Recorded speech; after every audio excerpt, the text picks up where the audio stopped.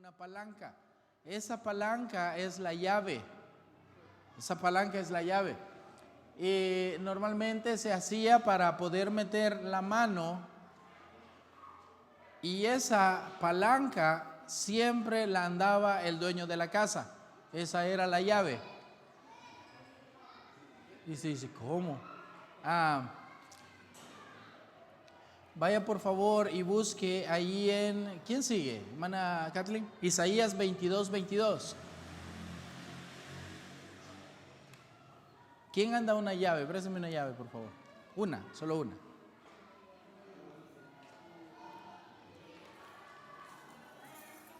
Solo una llave.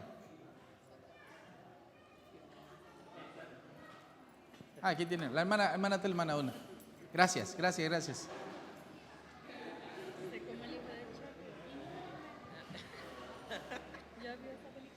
¿Qué dice Isaías 22:22, hermana?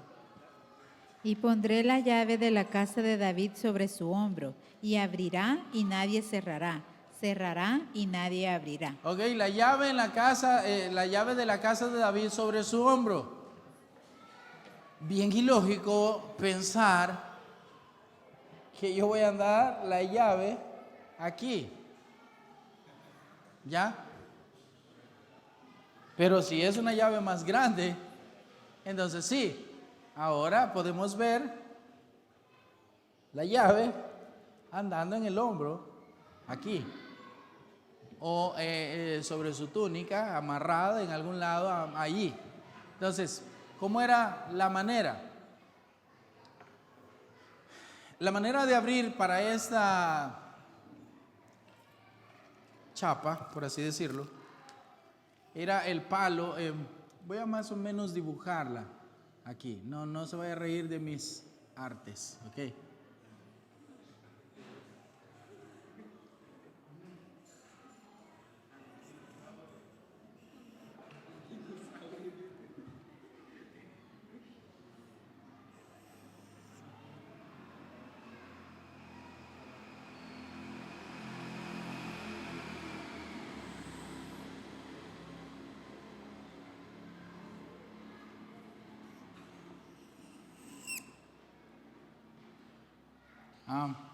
Ok.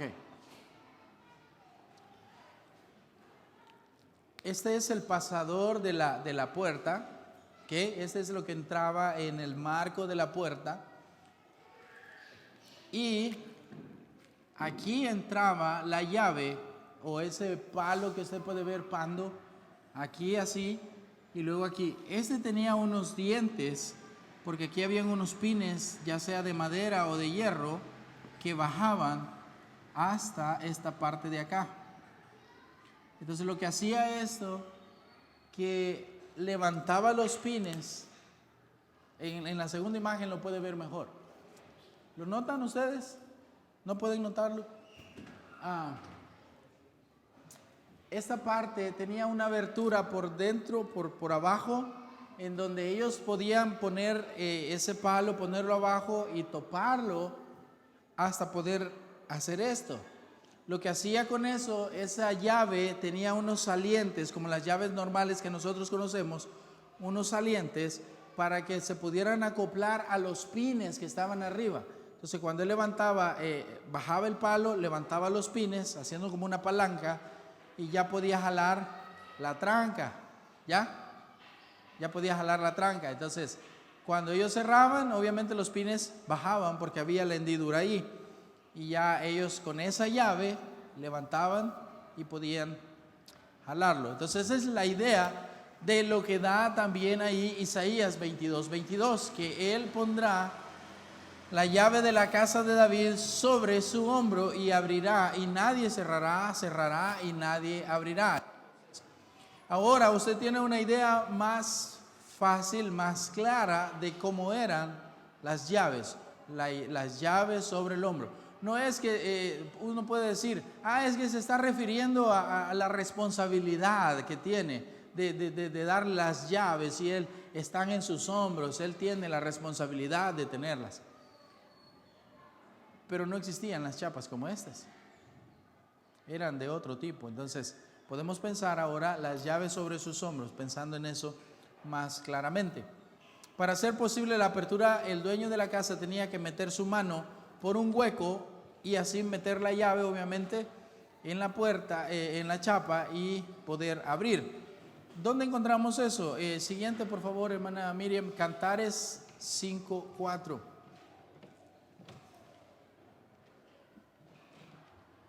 Hablando la mujer de que su amado llegó a casa. Mire lo que dice. Cantares 5:4. El siguiente, por favor, si puede buscar Segunda de Reyes 4:10 y tenerlo ahí. Cantares 5:4 dice así: mi amado metió su mano por la ventanilla y mi corazón se conmovió dentro de mí. ¿Ok? Mi amado metió su mano por la ventanilla y mi corazón se conmovió dentro de mí. Puede ver la mano ahí de un hombre metiéndola para poder abrir. ¿Ok? Él metió su llave, metió la mano, y cuando ella vio la mano, dice que ella se conmovió porque su amado había llegado a casa. Esa es la idea. Había una apertura ahí para poder entrar y poder ver la llave ahí. Ese es con respecto a las cerraduras. Creo que no hay mucho que podemos ver de eso. Vamos a ver entonces otra parte de la casa muy importante, que es el terrado, o sea, el techo.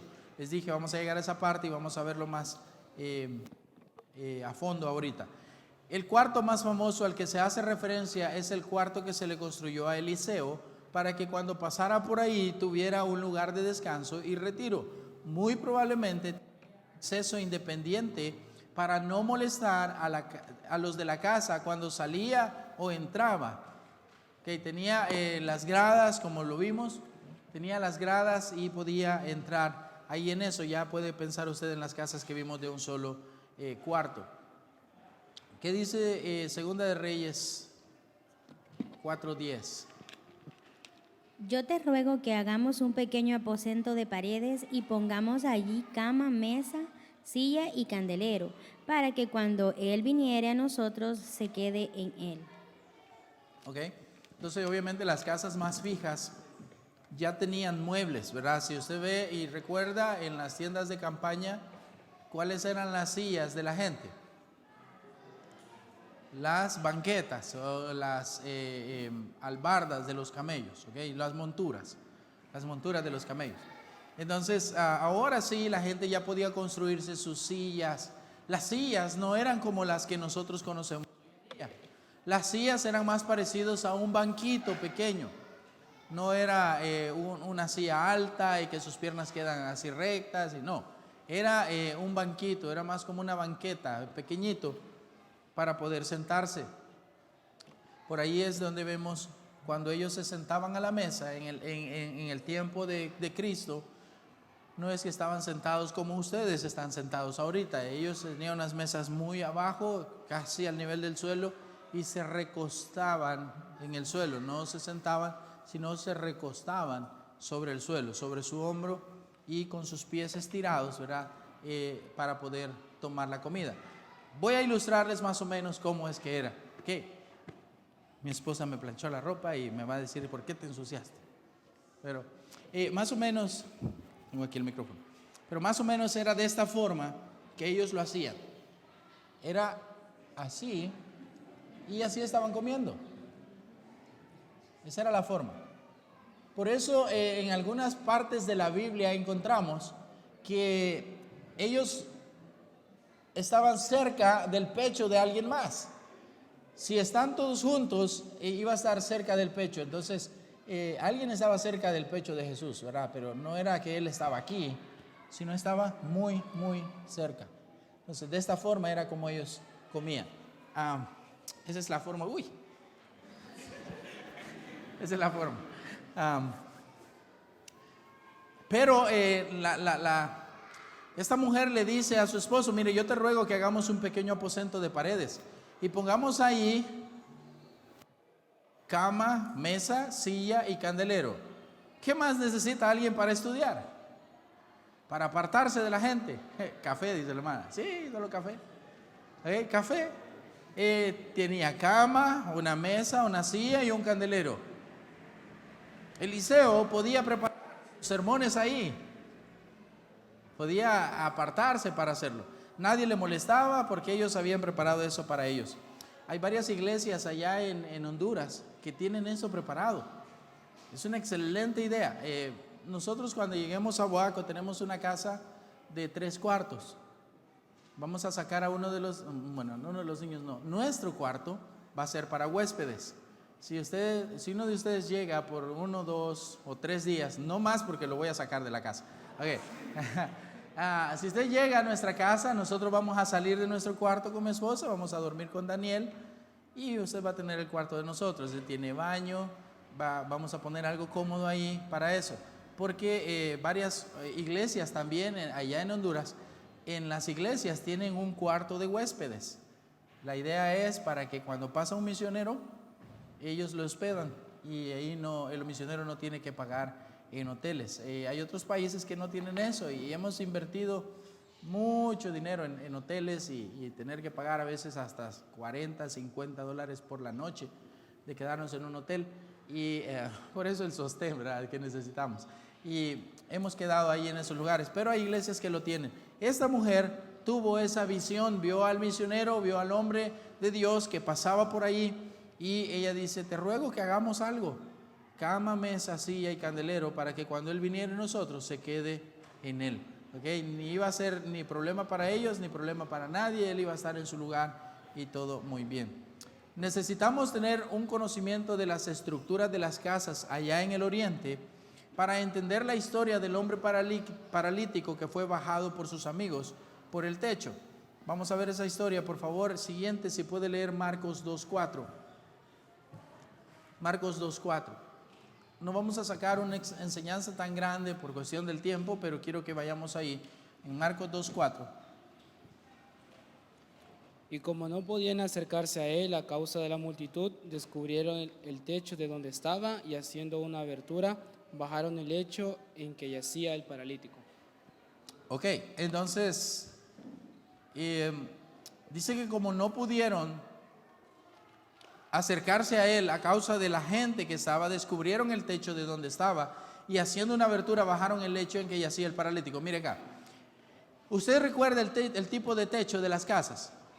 El techo normal, ¿de qué era? Era un terrado, había tierra, había hojas, había un tipo de palmas, había, un tipo de viga y ahí sobre eso ponían hojas y después de las hojas ponían un tipo de arcilla o lodo y ya se hacía el techo. Suficiente para poder soportar a alguien caminando por ahí. Entonces, pero dice que estos 4 hombres, como no podían acercarse a él a causa de la multitud, descubrieron el techo, o sea, subieron por las gradas. Hermana, ¿se puede regresar a una de las casitas de un cuarto, por favor? Descubrieron las gradas, subieron por las gradas con el paralítico y abrieron un hoyo arriba. Muchos estudiosos hablan sobre qué difícil pudo haber sido para la gente adentro el polvo, porque ellos estaban escarbando y eso tan seco, y ellos escarbando y abriendo un hoyo para bajar el paralítico. Otros dicen, no fue ahí, no era ahí que bajaron, quizás estaba en el patio, porque había más espacio, la multitud, él estaba dentro de la casa siempre, pero estaba en el patio, y en el patio había solamente una manta de pelo de cabra, y ellos la descubrieron, la abrieron y por ahí bajaron al hombre. Mire, no me interesa cómo lo hicieron, el caso es que Jesús hizo un milagro. No me interesa de qué forma los amigos del paralítico lo metieron allá, pero lo importante es que hicieron un hueco ahí. Lucas 5:19, lo leo yo, dice: pero no hallando cómo hacerlo a causa de la multitud, subieron encima de la casa. Oiga bien, nos está diciendo, no era el patio, encima de la casa. Y por el tejado le bajaron con el lecho, poniéndole en medio delante de Jesús. Ahora, hay una palabra allí que dice el tejado. ¿Ok? Tejado, de tejas. No es las tejas que usted está pensando. No es las tejas que usted está pensando. el terrado eran todas casi iguales las casas, ¿okay? Tenían tierra. Pero si vamos al griego y buscamos esta palabra y ponemos sobre ella el cursor en en mi programa, ahorita lo voy a hacer. No es la misma palabra sobre terrado. Ahorita les muestro cómo es. Voy a dar la información de este. Dice, ¿cuál es la cita? Lucas 5:19.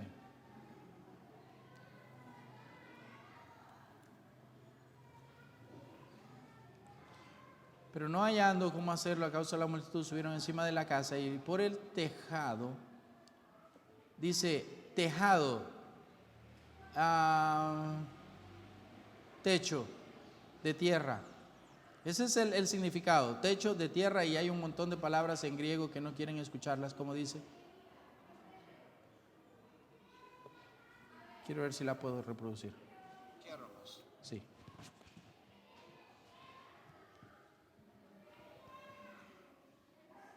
Kéramos, ¿Se escucha? kéramos, kéramos, kéramos. Ok. Quéramos. Pero dice que es un barro, arcilla o teja de arcilla. Ok. Esa es una parte, un cuadro, era algo no como las que conocemos hoy en día, sino era algo como que se iban poniendo por pedazos en el techo. Y siempre era de tierra. Siempre era de tierra. Entonces, esa es la palabra en eso. No es que era una teja común y corriente como la que hoy en día nosotros conocemos. Quiero ver. Por cómo estaban construidos los techos, lo más sencillo es pensar que fue escarbado sobre el techo y luego reparado fácilmente. Aunque lo incómodo del momento, les decía, hubiera sido las molestias que hubiese causado el polvo al hacer dicho proceso. La palabra griega para tejado quiere decir hecho de barro, lo que les decía, kéramos. Esa es la palabra griega, kéramos, pero es hecho de barro o de arcilla. Otros escritores tienen sus propias ideas de cómo pudo haber sido. Lo cierto es que Cristo es todopoderoso y hizo un milagro de cualquier forma. Sencillo. Lo que importa es saber que hizo un milagro en ese momento. Podemos indagar y buscar cuál era la casa específica, ¿verdad? La ubicación según Google Maps y todo, dónde estaba y todo. Podemos, usted quiebrese la cabeza haciendo eso. Lo que yo quiero saber es que mi Cristo es todopoderoso y hizo un milagro.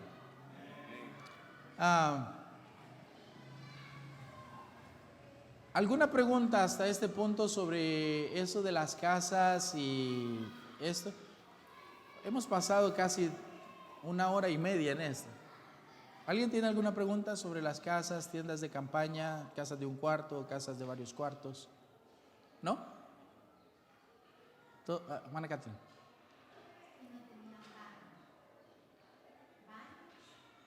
Hablamos de eso, sobre los baños. Cerca de donde había agua.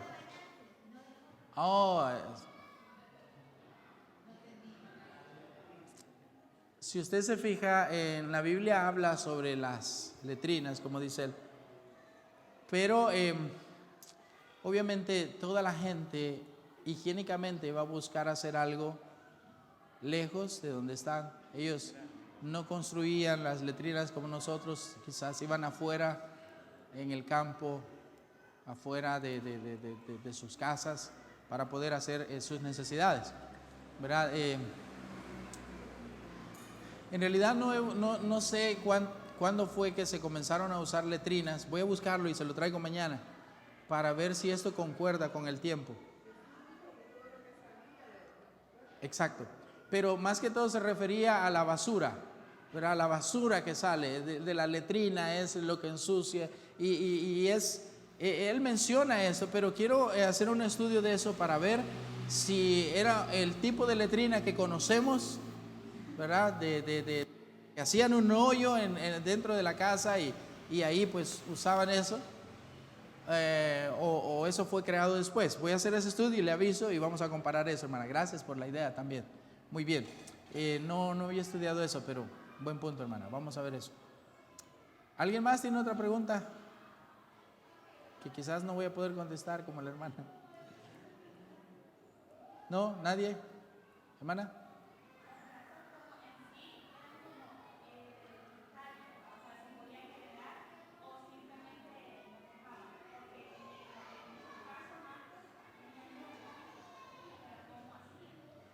Sí, las casas más que todo, siempre le enseñaron a trabajar a sus hijos, obviamente. Ellos, la tierra de Israel era repartida y no eran terrenos pequeños. Ellos podían dividir y hacer una comunidad completa con sus tierras. Entonces, si tenían muchos hijos, le daba una parte a su hijo y su hijo pues heredaba esa parte y ahí podía construir su casa o la podía vender como quería. La cosa es que a los 7 años la tierra volvía a él, ¿recuerda? Entonces, independientemente la vendiera o siempre iba a ser de él, siempre iba a ser de la familia. Esa era la idea, de que la tierra fuera de la familia, que la tierra fuera de Israel, para que no fuera eso. Ahora en día, pues, ya eso cambió mucho, ¿verdad? Cuando cambió eso. Pero sí, habían terrenos muy grandes y extensos. Si tenía 40 hijos, bien fácil le podía dar un pedazo de su terreno y tener una excelente casa ahí. ¿Otra? ¿No? ¿Le damos vuelta a la tortilla y vamos a otro tema? Muy bien, vamos a ver entonces alimentos. Alimentos. Ya comieron, ¿verdad? No van a estar pensando en comida, pero con frecuencia arrancan las espinas de grano, incluso hoy en día, y se restriegan con la mano para comerlos. Entonces el grano viene desde el palo y ya están secas y se restriegan y se saca la fruta, por así decirlo, de la semilla y se come. Iba caminando, ¿verdad? Un cuadro de esos, los discípulos iban caminando, comenzaron a espigas y comenzaron a restregarlas con sus manos y comenzaron a comer. Y los fariseos dijeron: ¿por qué lo hacen el día de reposo? Era parte de la costumbre, que no hacían nada en el día de reposo. Para muchos, verá, todos estos días están en reposo. Pero Lucas 6:1, por favor, si lo pueden leer.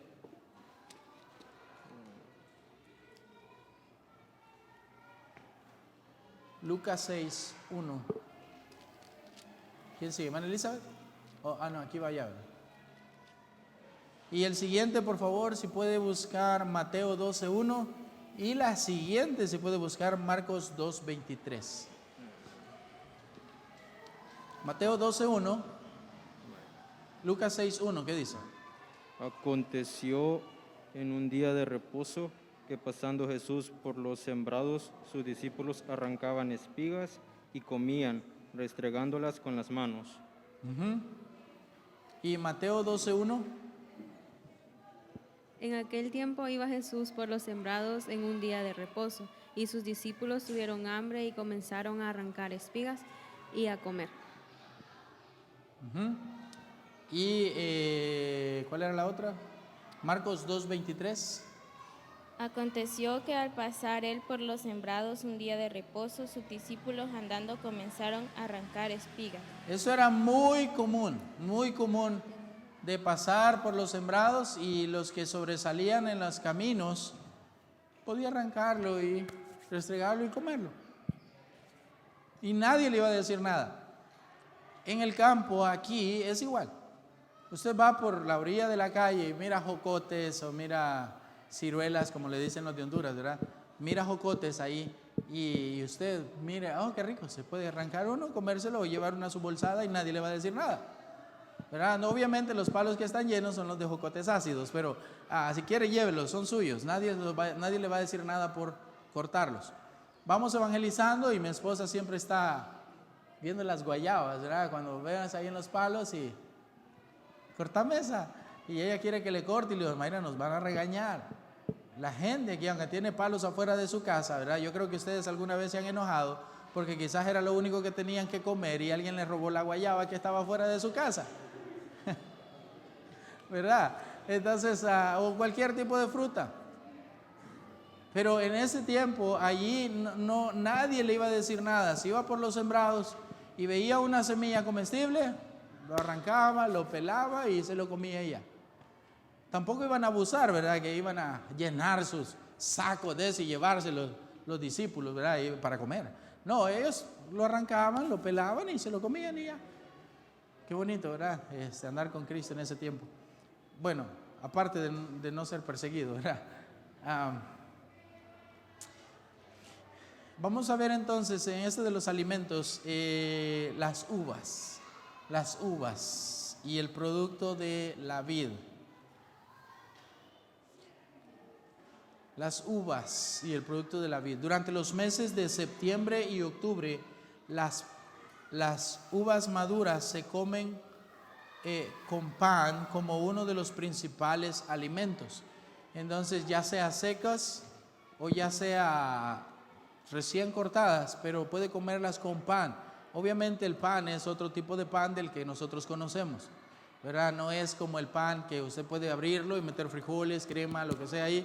No, era un pan redondo, pacho, era como una tortilla y podía comer una uva y comer el pan.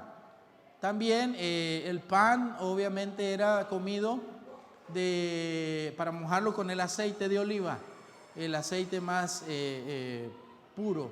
Entonces lo que ellos hacían era, tomaban en un plato hondo su aceite y lo mojaban. Recuerdan, el que moja conmigo el pan, no le estaba mojando en el vino, lo estaba mojando con aceite. Estaban comiendo el pan. Y a esto se refieren los judíos cuando hablan sobre comer el pan. Eso vamos a verlo más adelante. Es cuando están tomando la comida. Pero vamos a ver las uvas en esto. Debieron haberse cosechado muy buenas uvas, porque en el Antiguo Testamento 2 de los espías que regresaron para dar buenas noticias, 10 dieron malas noticias a Moisés, pero 2 dieron buenas noticias. ¿Quiénes eran?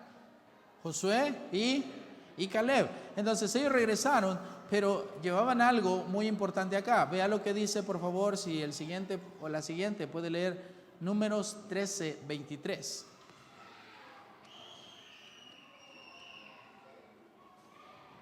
Números 13:23.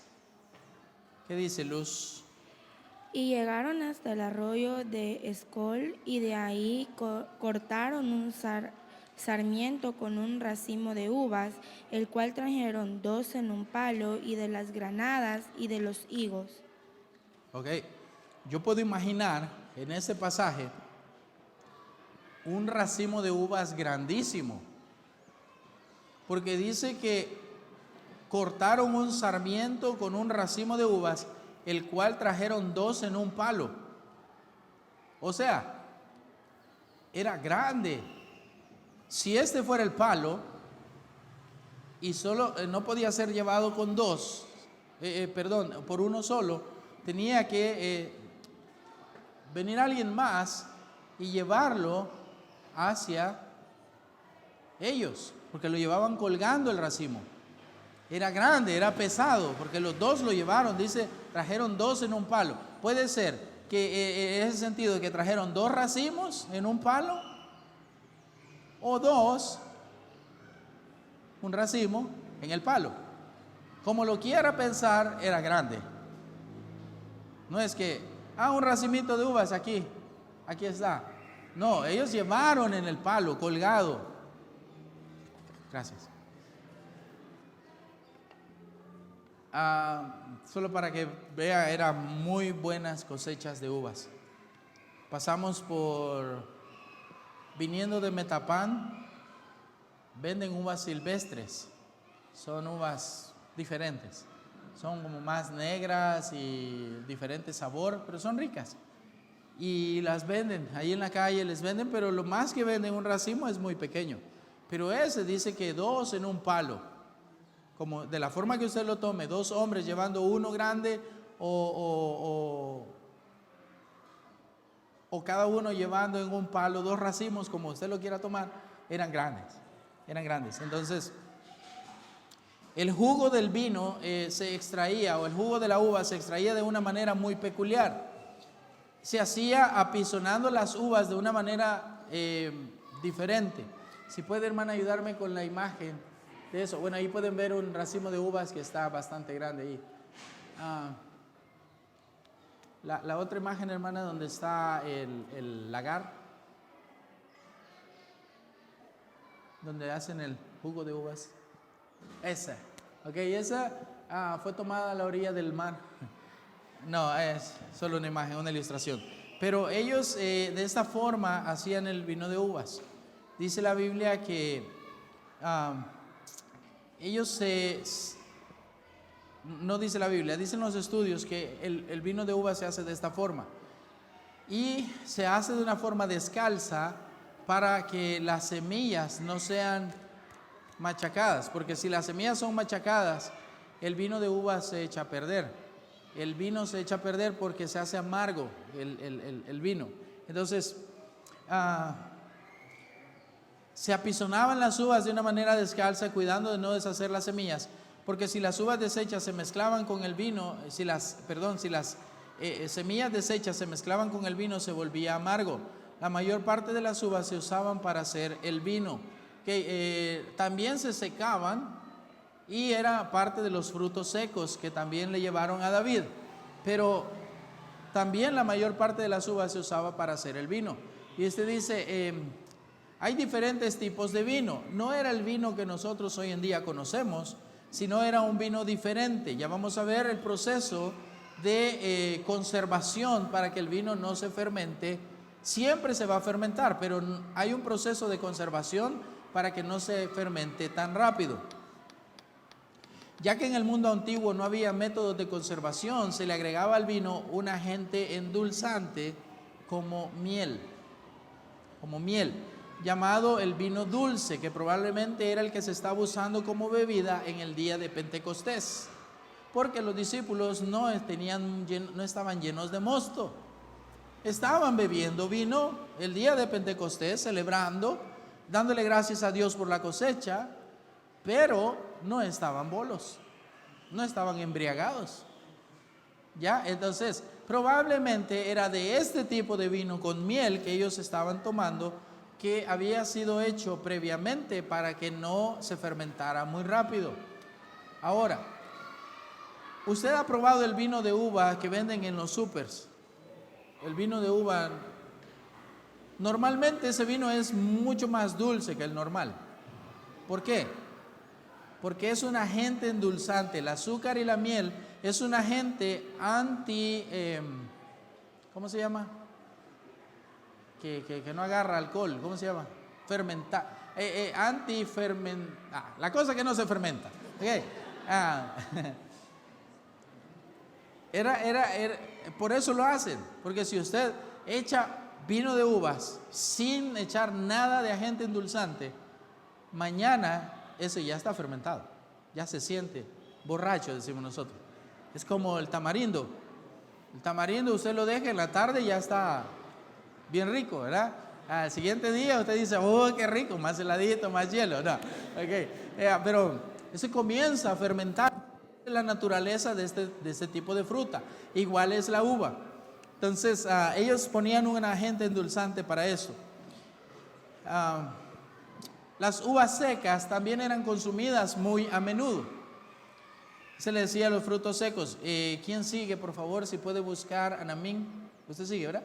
Ok, Primera de Samuel 25, 18. Y Ashley, por favor, si puede buscar Segunda Samuel 16, 1. Y la siguiente, si puede buscar, por favor, Primera Crónicas 12, 40. ¿Qué dicen a mí? Entonces Abigail tomó luego 2 cimientos de panes, 2 cueros de vino, 5 ovejas. Espérenme a mí. Ok, les voy a dar tiempo para que lo busquen. Todos en la Biblia. Se aprende por oír y por leer. Más fácil que por oír. Ok, yo creo que no todos aquí tienen la manera de aprender por oír. Primera de Samuel 25, 18. Todos, por favor, búsquenlo. Ahora sí puedo escuchar las Biblias. Primera de Samuel está en el Antiguo Testamento.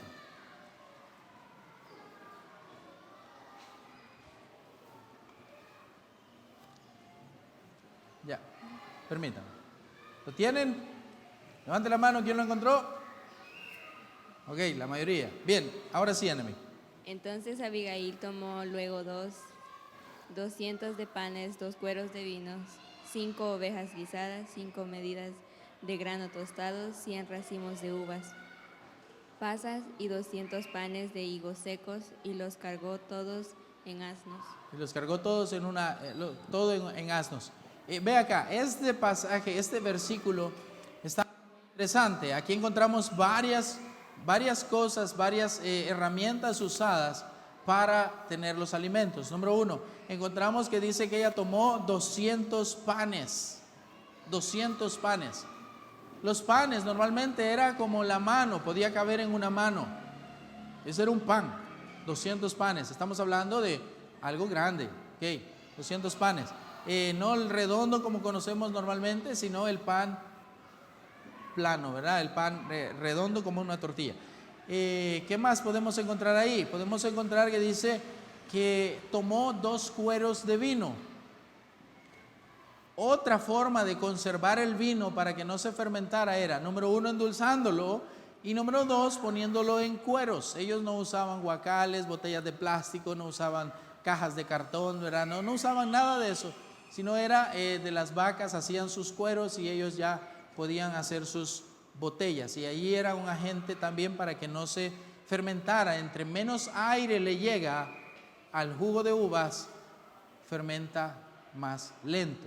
Entonces, 2 cueros de vino, 5 ovejas guisadas, o sea, ya preparadas, ya hechas para comer, guisadas. Usted puede pensar con verduras y las papitas y la zanahoria, y oh, qué rico, ¿verdad? La salsita, no sé yo, pero dice 5 ovejas guisadas, un guiso, qué rico.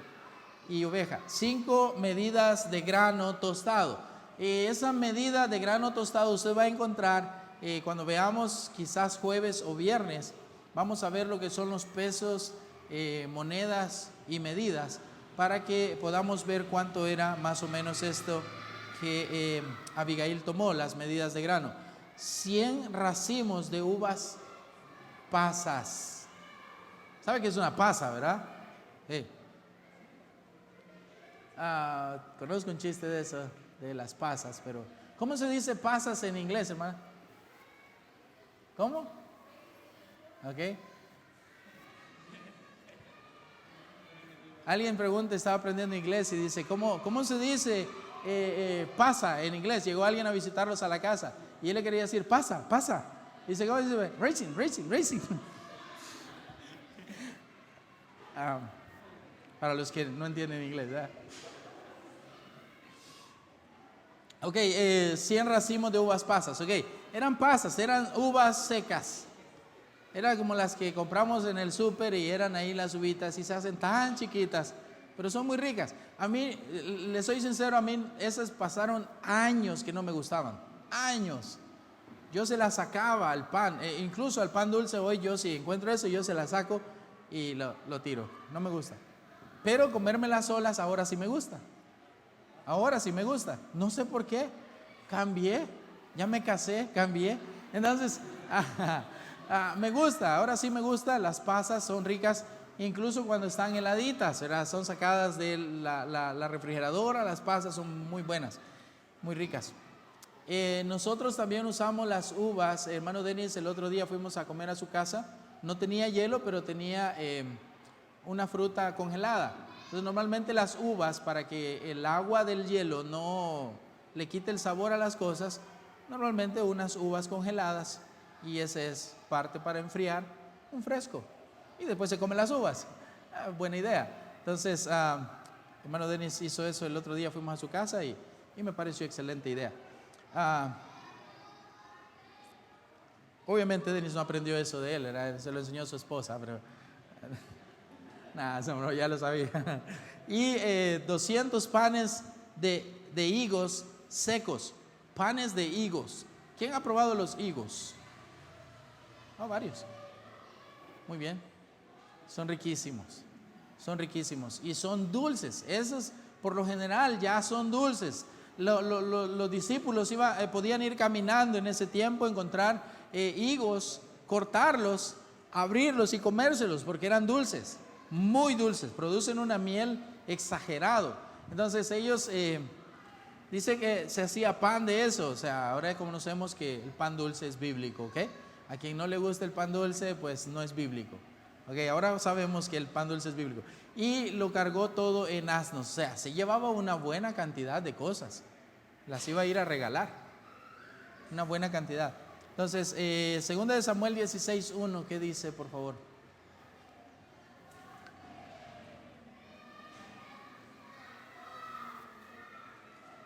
Recibirle con un par de asnos enalbardados y sobre ellos 200 panes, 100 racimos de pasas, 100 panes de higos secos y un cuero de vino.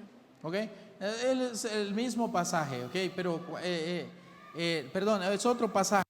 Y vamos a encontrar que David pasó un poco más allá de la cumbre del monte y le regalaron esto. Dice que Mefiboset le llevó un par de asnos enalbardados y sobre ellos 200 panes, 100 racimos de pasas, 100 secos y un cuero de vino. Si es el mismo pasaje, ¿qué pasó ahí? Se perdió un cuero, ¿verdad? De vino. En el camino se lo tomaron, ¿verdad? Nada, es diferente. Primera de Crónicas 12:40.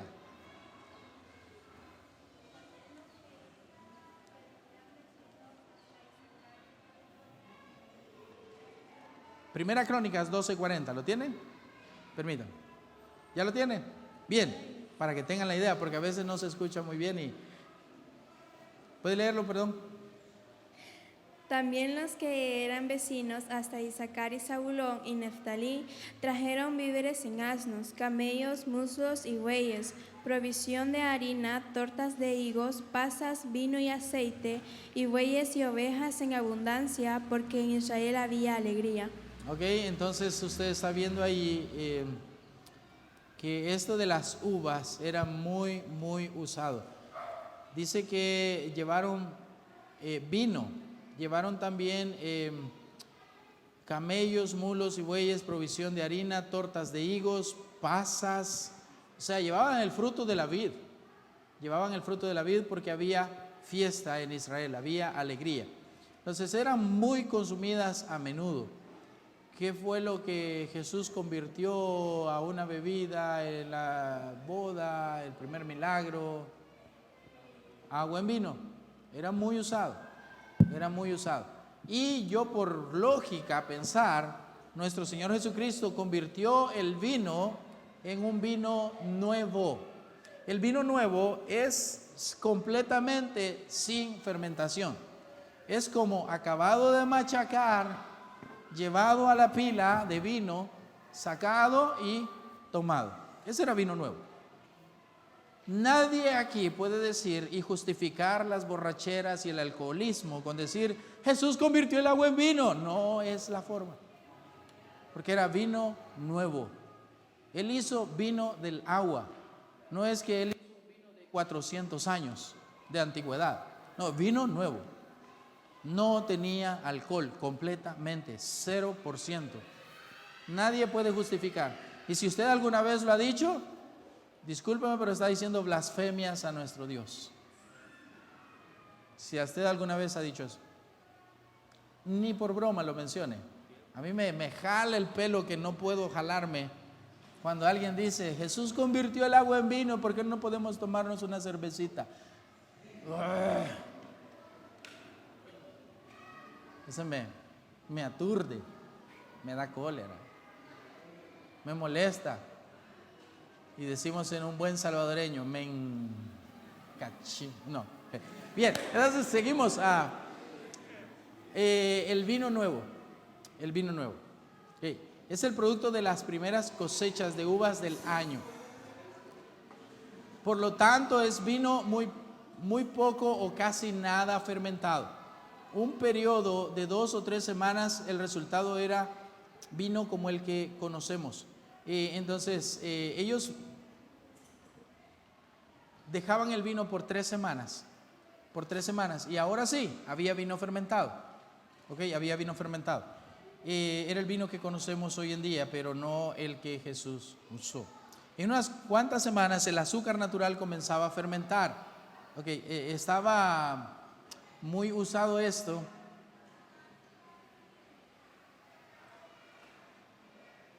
Muy usado esto en el vino nuevo. En unas cuantas semanas el azúcar natural comenzaba a fermentar. A esto se le llama vino nuevo en la etapa de fermentación y se usaba de esta forma. Si se dejaba completamente fermentar, el resultado era un vino amargo o vinagre. O sea, ya muy fermentado. ¿Ya? Entonces, la cosecha y la vendimia del fruto de la vid era una época de gran celebración. Obviamente, es el día de Pentecostés lo que conecta con esto. ¿Okay? El día de Pentecostés. Tenía una imagen ahí que esa se me saltó de ahí, no la quería mostrar. No sé si estaba mostrando esa. ¿Hay algunas imágenes de eso, hermano, por favor? Ok, esa es una pila de vino, es donde ellos recogían el vino. Obviamente arriba había un lugar donde se machacaban las uvas y el vino venía y se caía ahí, y de ahí era donde sacaban el vino para guardarlo en los cueros, en los cántaros de barro, diferentes cosas. Entonces, ¿hay otra?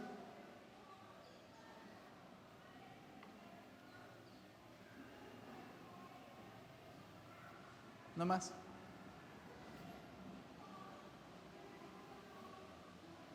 Y la que ya vieron de la gente que estaba machacando las uvas y cayendo por un lado, ¿verdad? ¿Okay? Creo que esas son las tres imágenes que había. Vamos, ¿alguna pregunta con esto del vino? ¿No? Bien. Seguimos. Aceitunas y aceite de oliva.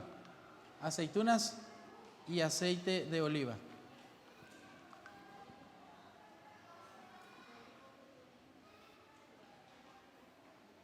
Vamos a pasar algo de tiempo acá, quizás los últimos 20 minutos de la clase, para que veamos esto. La ofrenda de grano de la ley mosaica o la ley de Moisés requería harina fina sin levadura, mezclada con aceite. Por favor, si lee alguien más, Levítico 2:5. Levítico 2:5.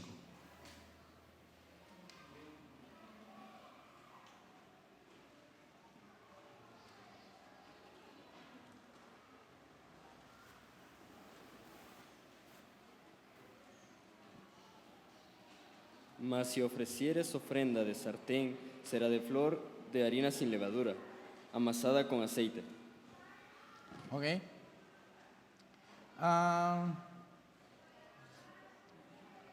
Ahí puede ver usted la importancia de lo que es el aceite, las aceitunas y el aceite de olivo. La aceituna es el fruto del olivo. Ok. Entonces, ¿alguien ha comido aceitunas? Un poquito amargas, ¿verdad? Son un poquito amargas, ¿sí? A mí no me gustan, por eso las siento amargas. Y tienen una cosita roja adentro. Ese es el fruto del olivo. Ahora dice, mas si ofrecieres ofrenda de sartén, será de flor de harina sin levadura, amasada con aceite. Entonces, flor de harina sin levadura. Entonces, estamos hablando de que es un tipo de pan, ¿okay? Un tipo de pan. La aceituna es el fruto del olivo, se cosecha golpeando la rama del árbol del olivo y sacudiendo las ramas. Entonces, como las uvas, ¿verdad? Usted ve la aceituna en las ramas y le pegan con un palo, caen y luego de esas se llevan a un molino y se saca el aceite. Son como unas prensas para poder apretar las aceitunas y sacar el aceite. Un importante aspecto de esta región es la producción del aceite de oliva.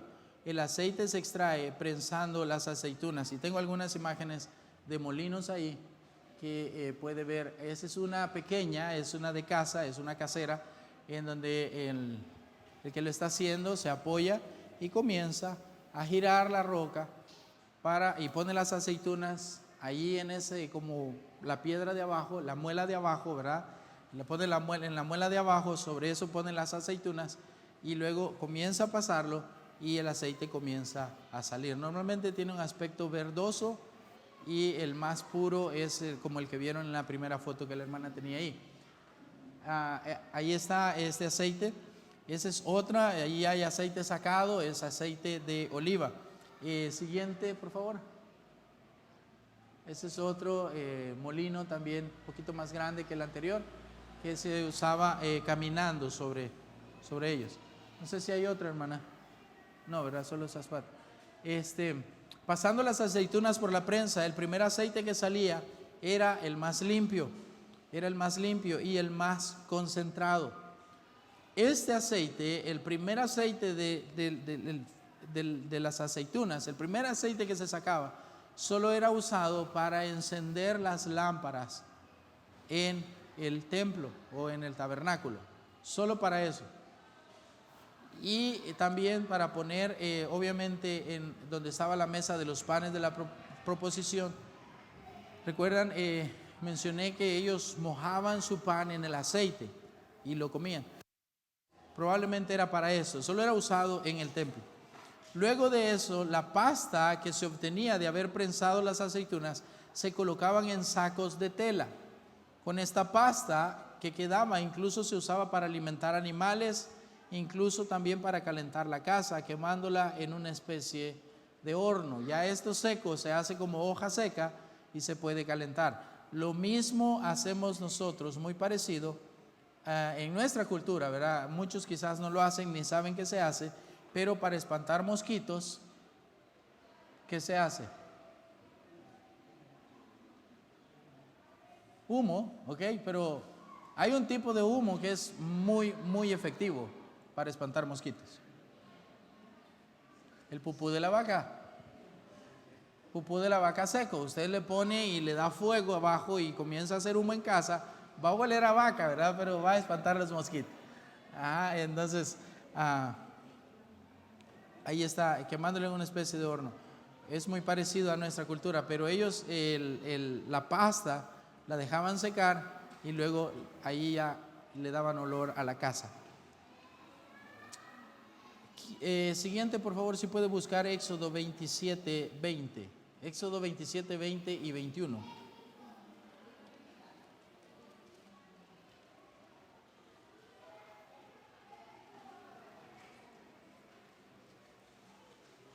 Sí, ¿qué dice? Y mandarás a los hijos de Israel que te traigan aceite puro de olivas, machacadas para el alumbrado, para hacer arder continuamente las lámparas. En el tabernáculo de reunión afuera del velo que está delante del testimonio, las pondrás en ardón. En orden. Las pondrás en orden Aarón y sus hijos para que ardan delante de Jehová, desde la tarde hasta la mañana, como estatuto perpetuo de los hijos de Israel para sus generaciones. Por sus generaciones, ¿ok? Entonces, hablando del aceite puro de olivas machacadas, ¿ok? Ese es el primer aceite. Para el alumbrado, para hacer arder continuamente las lámparas. Incluso el aceite de oliva era utilizado para remojar el pan, lo que les mencionaba, y amasar la harina para hacer las tortas. Ellos no usaban agua, usaban aceite para poder hacer sus tortas de pan sin levadura. También era usado para cierto tipo de ofrendas, el aceite de oliva. Ahí en Levítico 2:14 encontramos un ejemplo de eso. Levítico 2:14 al 16.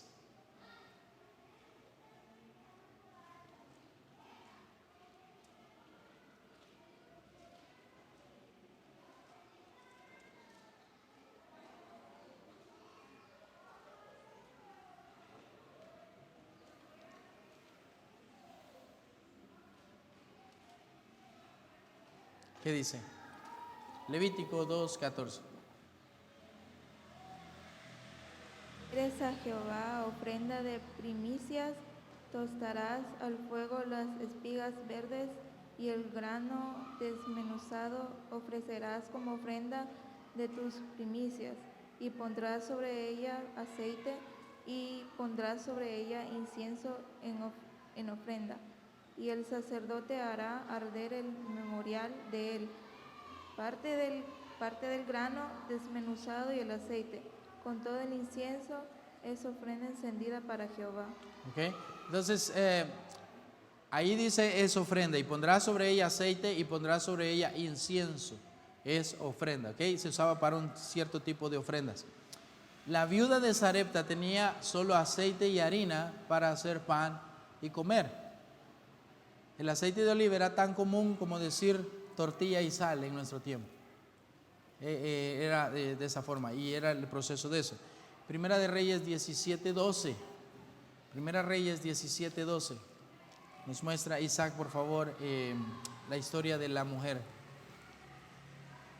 que tenía solo aceite y harina.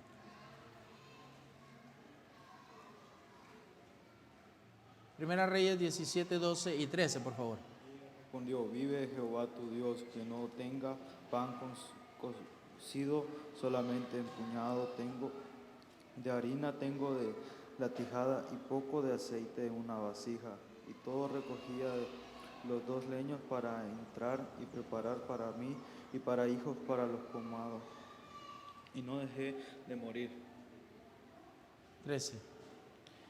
Elías le dijo: no tengas temor como has dicho, pero hazme a mí primero de ellos y una pequeña torta cocida debajo de la ceniza y tu hijo.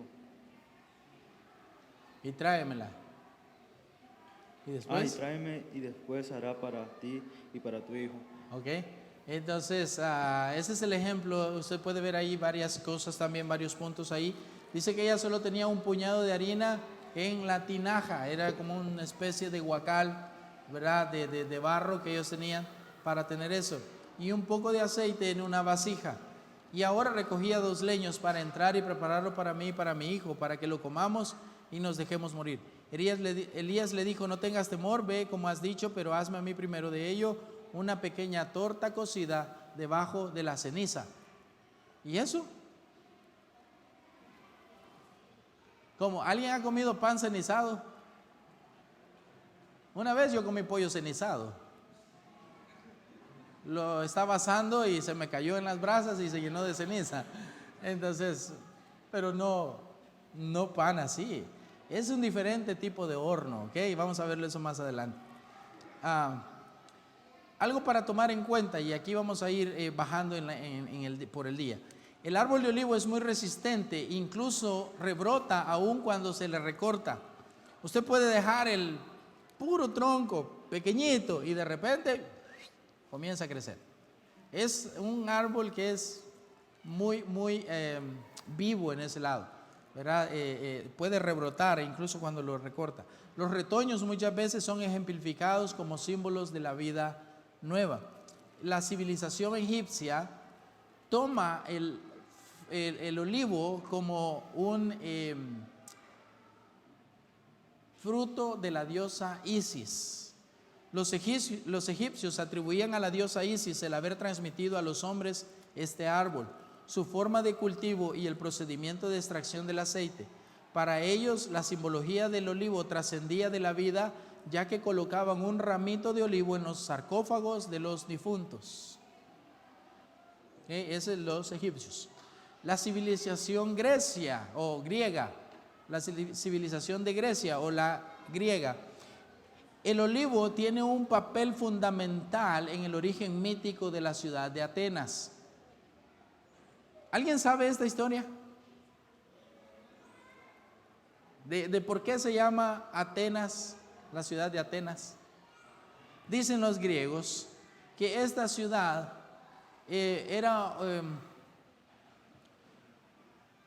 los dioses, según los griegos, ponían los nombres a las ciudades, los dioses.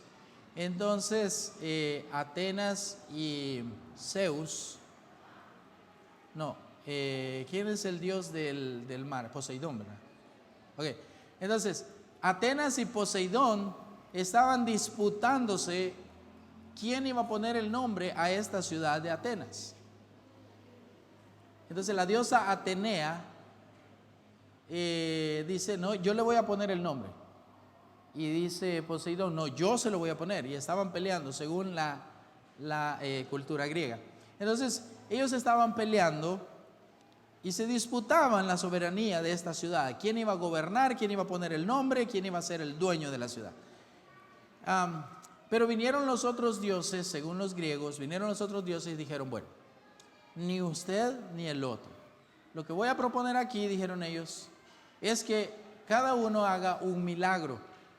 Entonces, el mejor milagro es el que va a ganar y el que se va a adjudicar ser el Dios de esta ciudad. Entonces, vino Poseidón, y como él es el dueño de los mares, según los griegos, dice que él hizo aparecer una fuente de agua. Y una fuente de agua apareció. Y todo, wow, qué bueno, ¿verdad? Una fuente de agua, el dios Poseidón lo hizo. Pero vino Atenea, y dice que ella hizo aparecer en el centro de la ciudad un árbol de olivo. Y obviamente ganó Atenea. Y dice, ¿por qué? Una fuente de agua y el otro. Porque como Poseidón es el rey de los mares, la fuente que hizo era de agua salada. Nadie la usó para nada. Pobrecito Poseidón. Entonces, por eso dicen los griegos que la ciudad se llama Atenas, en nombre y en honor a la diosa Atenea, porque ella hizo aparecer un árbol de olivo. Ese dicen los griegos. La religión cristiana. La Biblia está repleta de referencias al olivo, su fruto y el aceite. Para el cristianismo se trata de un árbol emblemático.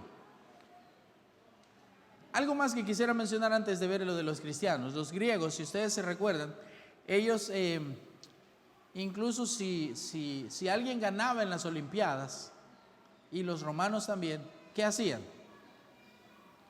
Ponían una corona de olivo. E incluso ahora en los logos usted puede ver coronas de olivos que eran puestas en eso. Las ponían en la cabeza de los reyes de eso, porque el olivo significaba mucho para ellos. Entonces vamos a la religión cristiana. La Biblia está repleta de referencias al olivo, su fruto y el aceite. Para el cristianismo se trata de un árbol emblemático, ya que Jesús solía reunirse y orar con sus discípulos en un lugar mencionado en los evangelios como el Getsemaní, ubicado en el monte de los olivos. O sea, había un montón de árboles de olivos, porque era un monte de los olivos. Y es emblemático. También podemos recordar el relato de Noé, el cual envió una paloma tras el diluvio para saber si las aguas se habían retirado sobre la faz de la tierra. Y la paloma regresó con una ramita ¿de qué? De olivo en su pico. Noé entendió que las aguas se habían retirado y la paz había sido restablecida. De ahí que la paz se simbolice con una paloma portando una ramita de olivo. De ahí viene. Cada vez que usted mira en internet una paloma con una ramita de olivo, es la paz. Para la religión cristiana, ¿verdad? En eso. La religión judía. En la religión judía es el aceite quien juega un papel relevante como símbolo de bendición divina. Si hay aceite en casa, hay bendición. En la menorá o en las lámparas que ellos usan, los candelabros de 7 brazos, los judíos utilizan aceite de oliva y es el aceite más puro. Machacan ¿cómo se llama? El fruto del olivo, lo machacan, sacan el aceite, las aceitunas, gracias, y ese aceite lo van y lo usan en las lámparas, en las menorá. Los antiguos hebreos utilizan el aceite de ceremonias religiosas, sacrificios e incluso para ungir a los sacerdotes. Eso vamos a verlo un poquito más adelante. La religión musulmana.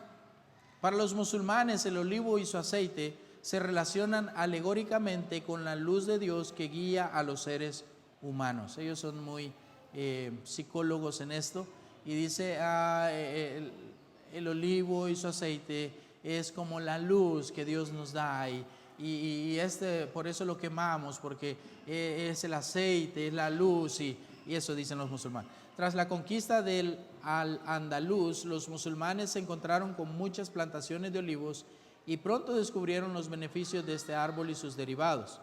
Además, aportaron innovaciones a la agricultura y de hecho la palabra almazara, actualmente el lugar donde es llevada la aceituna para su transformación en aceite, proviene del árabe almazara. ¿Qué? Almazara es como donde se lleva para poder hacer la pasta y poder hacer el aceite. El aceite de oliva es conocido también por su durabilidad. No se arruina tan rápido ni muy rápido. El olivo puede vivir más de 2000 años. Es capaz de soportar condiciones muy adversas, sea frío, sea nevada, sea calor, sea sequía, es capaz de poder aguantarlas y aún así dar frutos. Sus hojas se renuevan constantemente y responden muy bien al injerto. Por todo ello también es símbolo de resistencia. ¿De dónde saqué esta información? No es bíblica, es una información de productoras de aceite de olivo hoy en día. Ellos conocen su historia, ellos por qué hacen el aceite de oliva. Dice, ¿quieres conocer más del aceite de olivo? Y hay páginas de eso en internet, de cómo ellos han estudiado y de todo eso, lo que ellos han visto en eso. Entonces, el aceite de oliva es conocido porque puede durar mucho tiempo. También es usado para sanación. Siempre se consideró que el olivo, su fruto y el aceite poseían propiedades medicinales, muchas de las cuales han quedado demostradas con la evidencia científica. De hecho,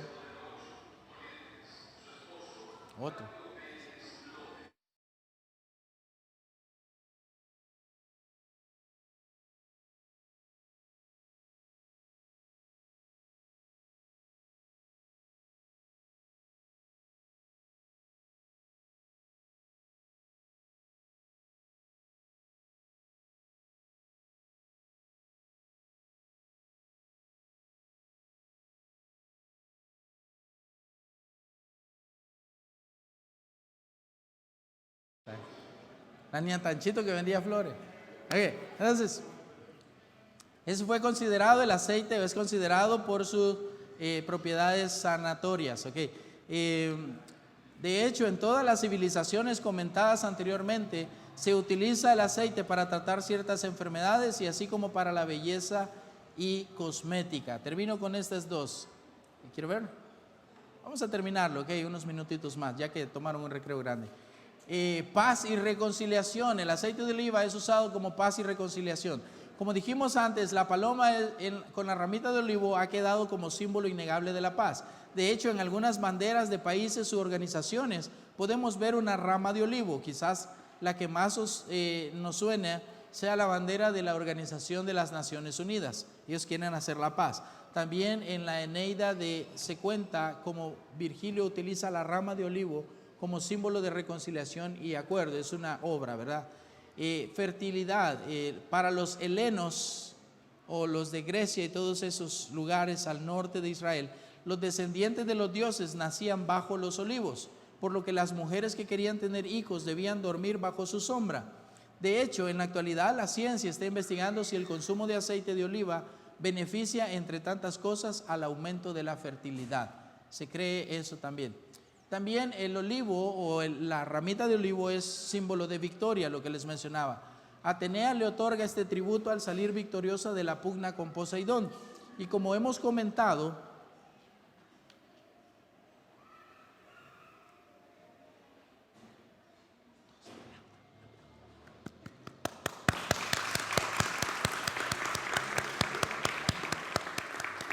buenos días. Okay. Muy bien, Atenea le otorgó este tributo al salir victoriosa de la pugna con Poseidón. Y como hemos comentado, la corona de olivos se entregaba antiguamente a los vencedores de los Juegos Olímpicos. Esa costumbre se ha ido conservando al tiempo hoy en día y podemos ver cómo no solo en los Juegos se les otorga a los ganadores la corona de olivo, sino también en otros deportes como el ciclismo o en las motos. ¿Ok? Entonces ese es el uso, el olivo. Les dije, vamos a pasar un buen rato en el olivo. Es tan, pero tan usado en la Biblia esto, y hasta en Apocalipsis se encuentra que el aceite de olivo está usado. Wow, ese es tanto que podemos aprender. Mañana vamos a continuar con los alimentos, ¿ok? Póngase de pie y vamos a terminar por hoy. 3 minutos nos pasamos, ¿ok? 3 minutos.